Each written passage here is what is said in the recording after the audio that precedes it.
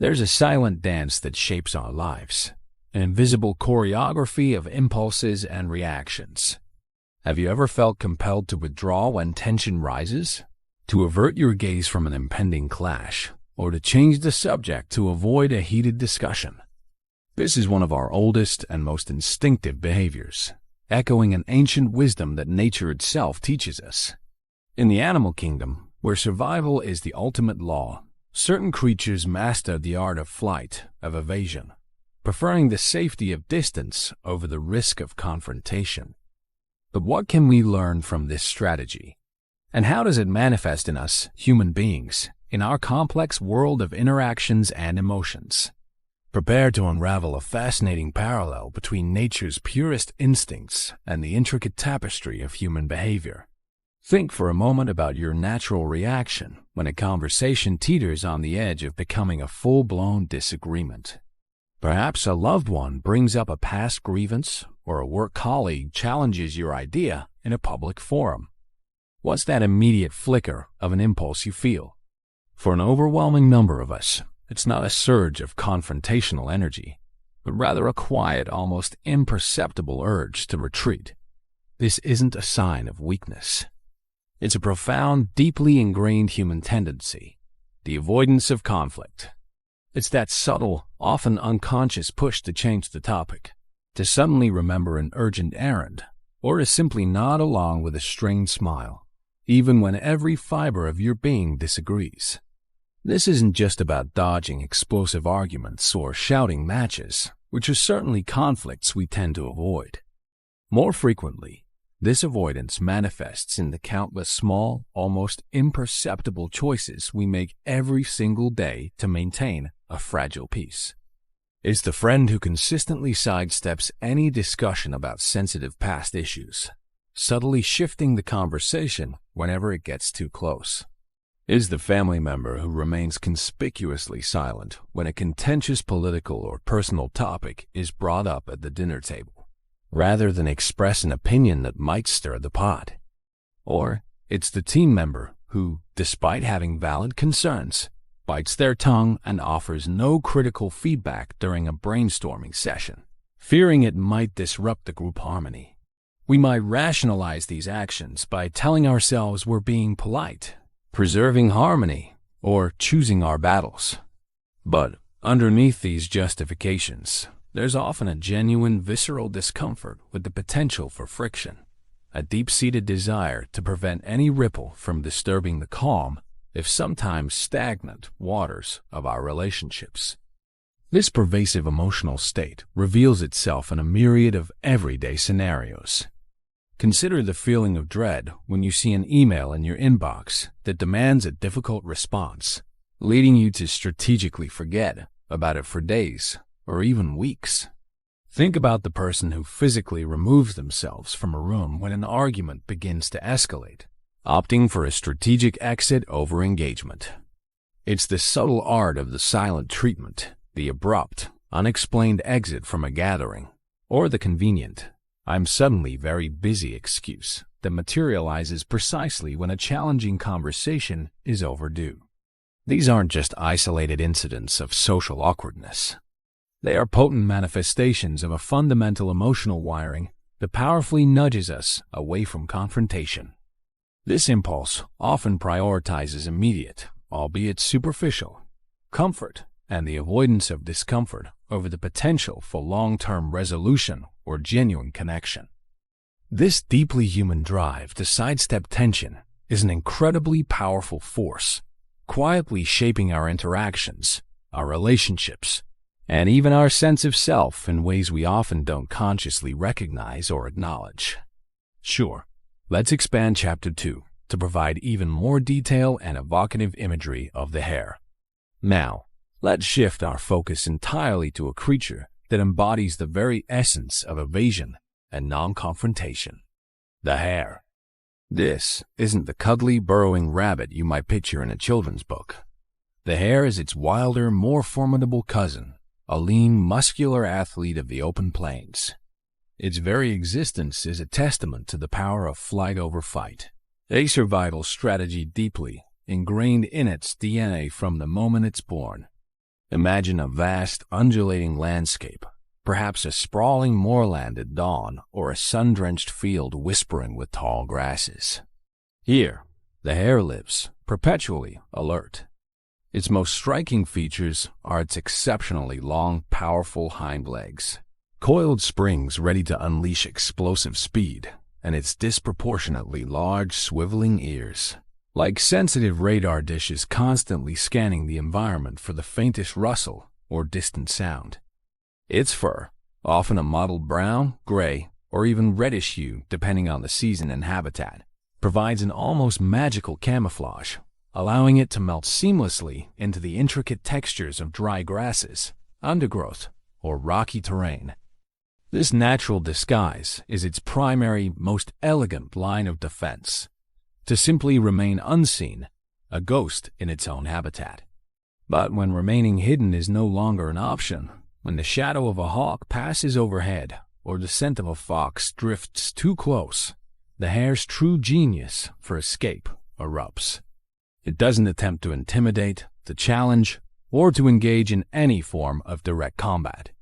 Instead, with a sudden, breathtaking burst of energy, it launches itself into an astonishing, bewildering sprint.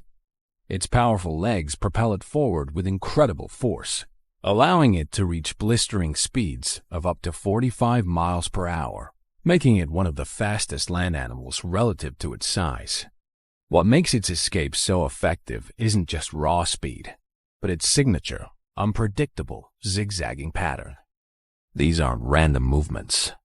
They are a sophisticated, almost mathematical maneuver designed to utterly confound a pursuer, making it nearly impossible for a predator to anticipate its next move.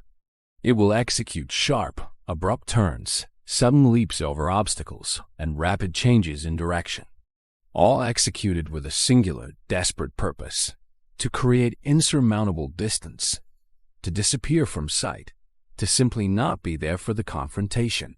Hares are predominantly solitary creatures, a characteristic that further emphasizes their reliance on individual agility rather than the collective security of a group, which other species might seek. Unlike rabbits, they don't retreat into complex underground burrows. Instead, they reside in shallow, open depressions in the ground called forms, essentially camouflaged resting spots from which they can bolt at a moment's notice. Every aspect of their being, from their acute senses and light bone structure to their incredible musculature, is exquisitely adapted for this rapid, decisive act of flight. They are, in essence, living, breathing metaphors for the principle of avoiding direct engagement, proving unequivocally that sometimes the most intelligent and effective defense is simply to make oneself utterly unavailable for the fight. Now that we've taken a deep dive into the human tendency to sidestep conflict and observed the hare's unparalleled mastery of evasion, it's time to draw the truly striking parallels between these two seemingly disparate worlds. The connection isn't merely a poetic metaphor.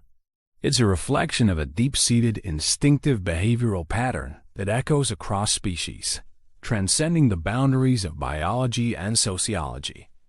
Just as the agile hare instinctively prioritizes its very survival by bolting from a perceived threat, we humans, navigating our infinitely more complex social landscapes, often prioritize our emotional and psychological well-being by fleeing from the specter of potential conflict. Consider the hare's immediate, almost unconscious, burst of explosive speed and its bewildering, unpredictable zigzagging pattern when pursued. This isn't a strategy it learned in a manual. It's an automatic, hardwired response to immediate danger, a primal survival mechanism kicking in. How does this raw, instinctive behavior resonate with our own actions? Think about that visceral, split-second urge to check your phone or pretend to suddenly remember an urgent task that pulls you away from a conversation just as it threatens to become uncomfortable or confrontational.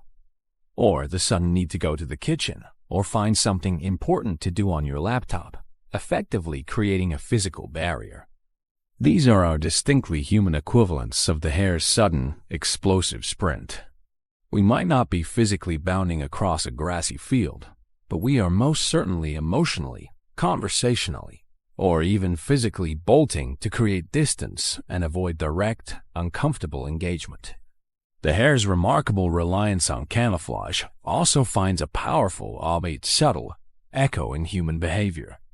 Just as it masterfully blends into its natural environment, becoming virtually invisible to a predator's eye, we often try to blend in or become invisible in social or professional situations where the potential for conflict looms large.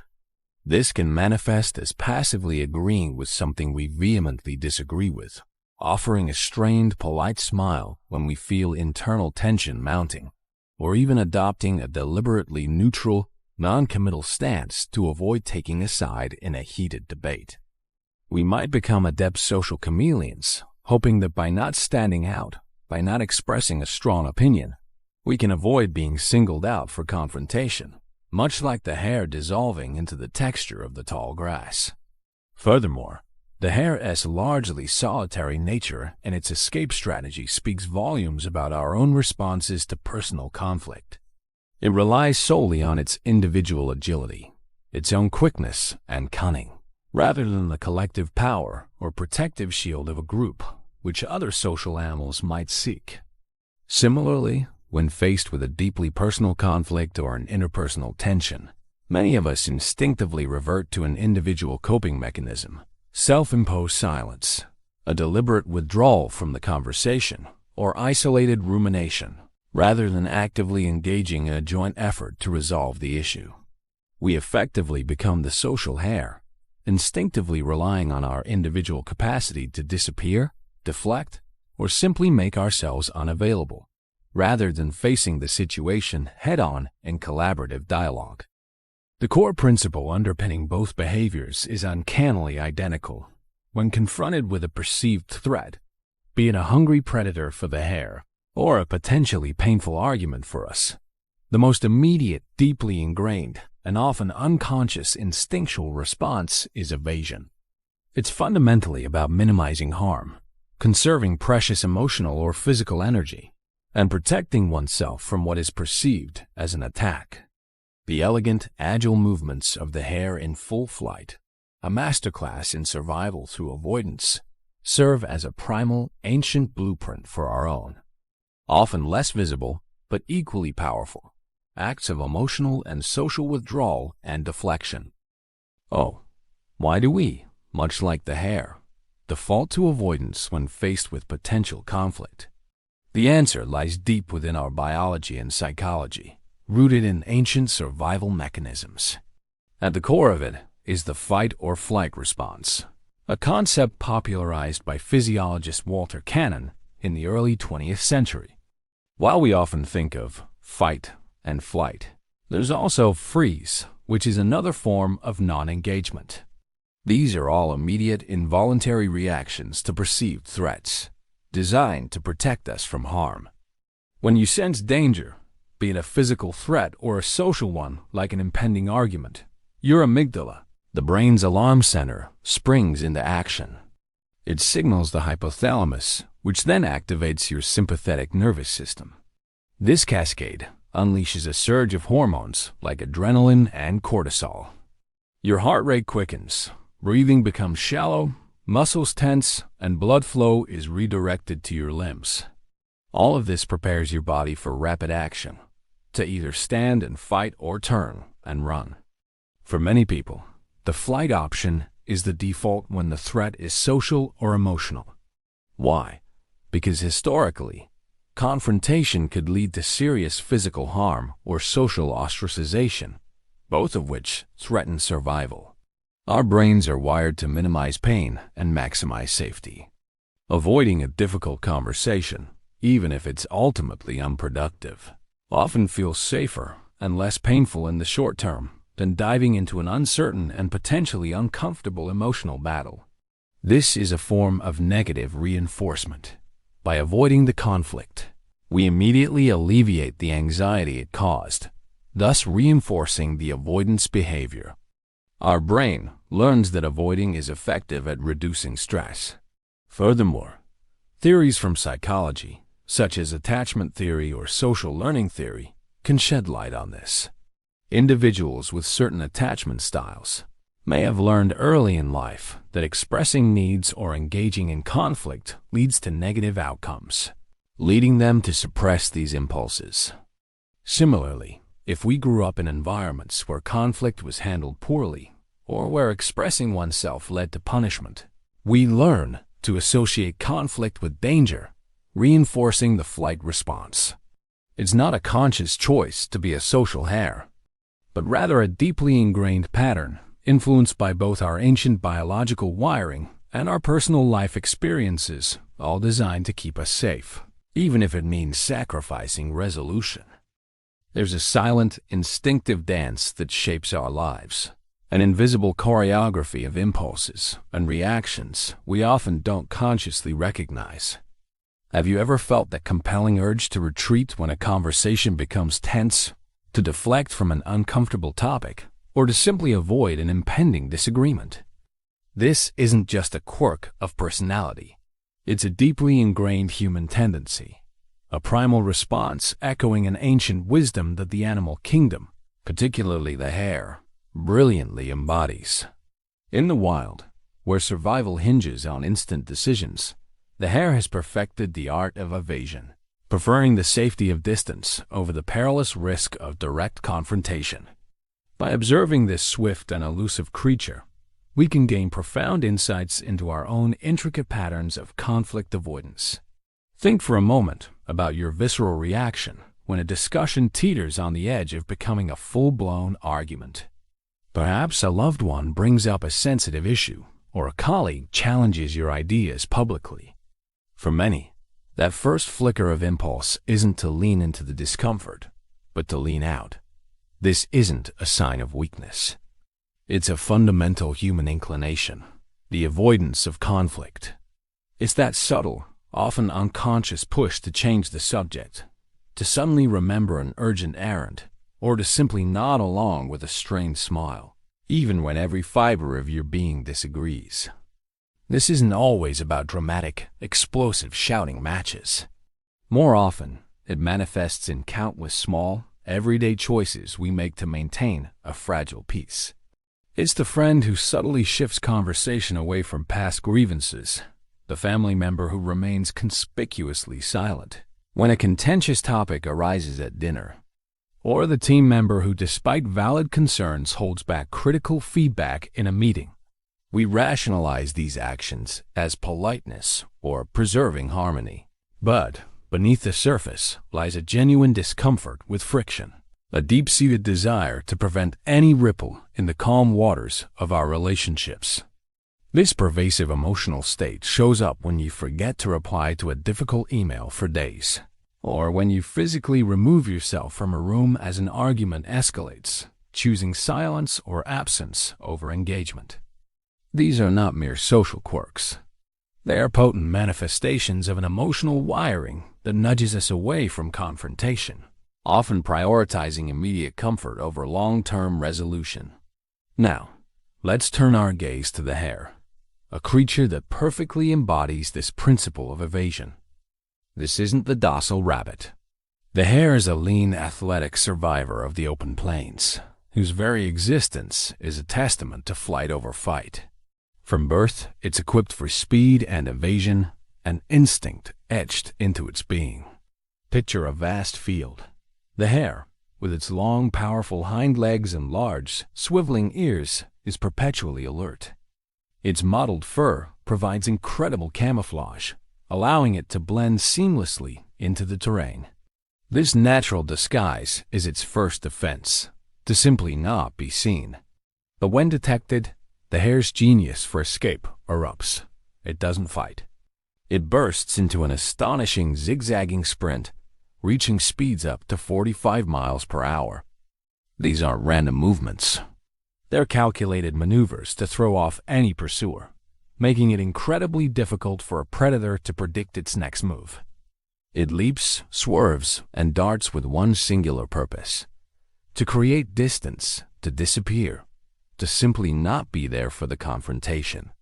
Hares are largely solitary, relying on individual quickness rather than group safety. They don't burrow. They rest in shallow forms, ready to bolt instantly. Every aspect of their existence, from senses to build, is geared towards this rapid act of escape, proving that sometimes the most effective defense is simply not to be caught. The connection between the human and the hare isn't just metaphorical. It reflects a deep-seated, instinctive pattern.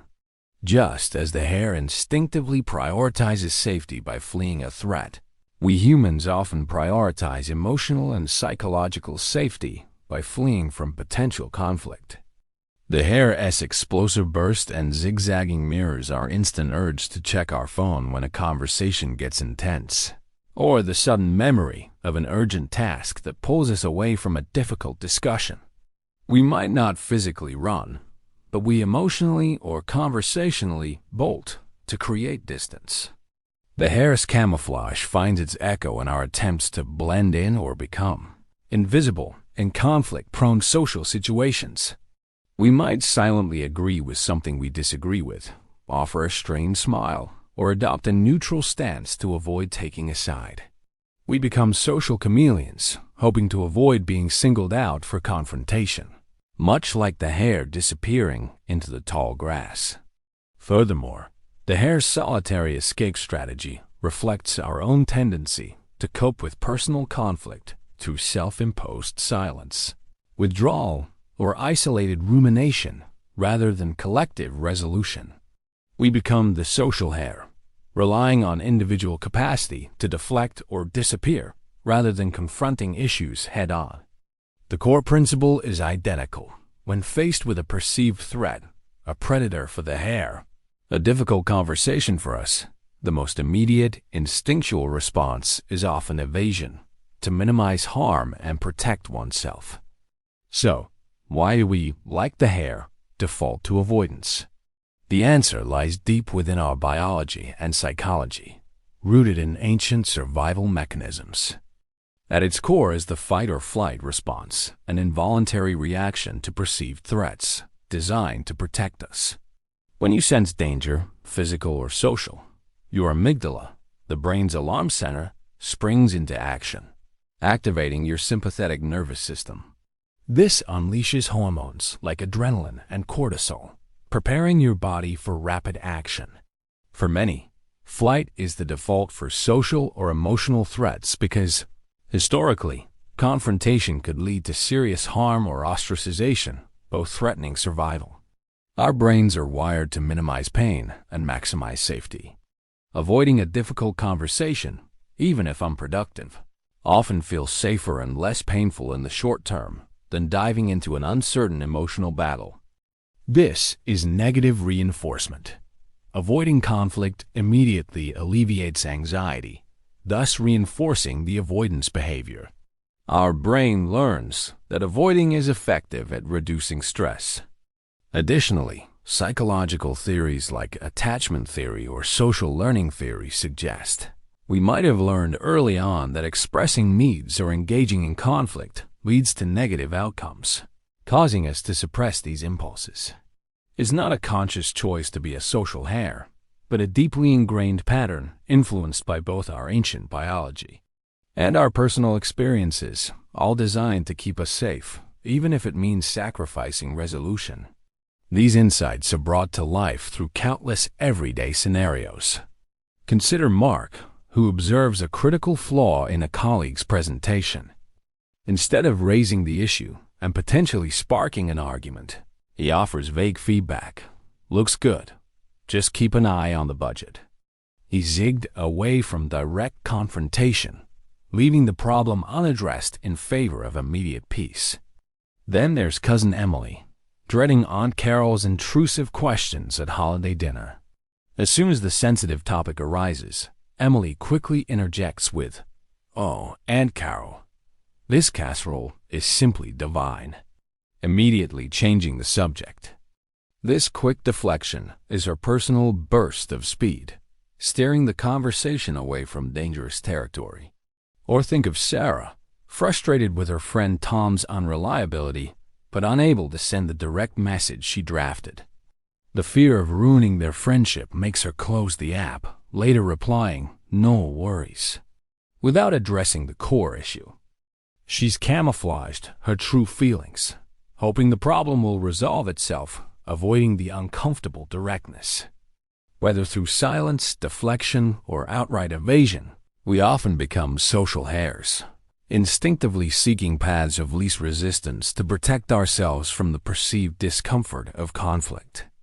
Understanding this innate tendency to flee is the first step towards a deeper self-awareness. What can we learn from the hare? Not just about running, but about the choice to engage. While the hare's strategy is paramount for its survival, for humans, constant avoidance can hinder growth, prevent genuine connection, and leave important issues unresolved. Recognizing our own hare-like impulses allows us to pause and consider if immediate comfort is truly worth the long-term cost. It encourages us to ask, when is evasion a wise, protective maneuver, and when does it become a barrier to authentic living and problem-solving? The animal kingdom offers a mirror to our deepest instincts. By looking closely, we can begin to understand, and perhaps even reshape, our own responses to the inevitable conflicts of life. Having journeyed through the instinctive dance of the hare and its surprising parallels with our own human tendency to avoid conflict, we arrive at the most crucial point. What profound lessons can we glean from this understanding? The hare's strategy of evasion is, for it, a perfect and indispensable blueprint for survival. But for us, in the intricate tapestry of human relationships and personal growth, simply running or hiding isn't always the path to true well-being or resolution. The first, and perhaps most vital, lesson is self-awareness. Recognizing our own inner hare, that almost automatic impulse to flee discomfort, silence our disagreements, or divert tense conversations is incredibly empowering. It means we can begin to observe this reaction without judgment, understanding it as an ancient protective mechanism rather than a personal failing. When we feel that familiar urge to retreat, we can pause and ask ourselves, is this a genuine threat from which I need to protect myself? Or is it merely discomfort that, if faced, could lead to growth or a deeper connection? This leads to the second lesson, the power of conscious choice. The hare has no choice. Its survival depends on flight. We, however, possess the remarkable capacity for metacognition, thinking about our thinking. We can choose to override an instinct that, while useful in primal situations, might be detrimental in our complex social lives. Understanding why we avoid can empower us to decide when to engage. Sometimes, a flight response is indeed wise, to disengage from toxic confrontations or genuinely unsafe situations. But often, the threat is merely the discomfort of a difficult conversation, the vulnerability of expressing a differing opinion, or the effort required to work through a misunderstanding. Finally, the hare teaches us about courage redefined. It's not always about standing and fighting. Sometimes, courage is about facing internal discomfort. It's the courage to stay present when every fiber of your being wants to escape. It's the courage to voice a truth, however small, that you might otherwise have suppressed. By understanding our instinct to flee, we can cultivate the bravery to lean into discomfort when it serves a greater purpose, whether that's resolving an important issue, fostering genuine intimacy, or simply advocating for ourselves. The hare's swift evasion protects its physical life. Our conscious choice to sometimes not evade can enrich our emotional lives, leading to deeper understanding, stronger bonds, and a more authentic self.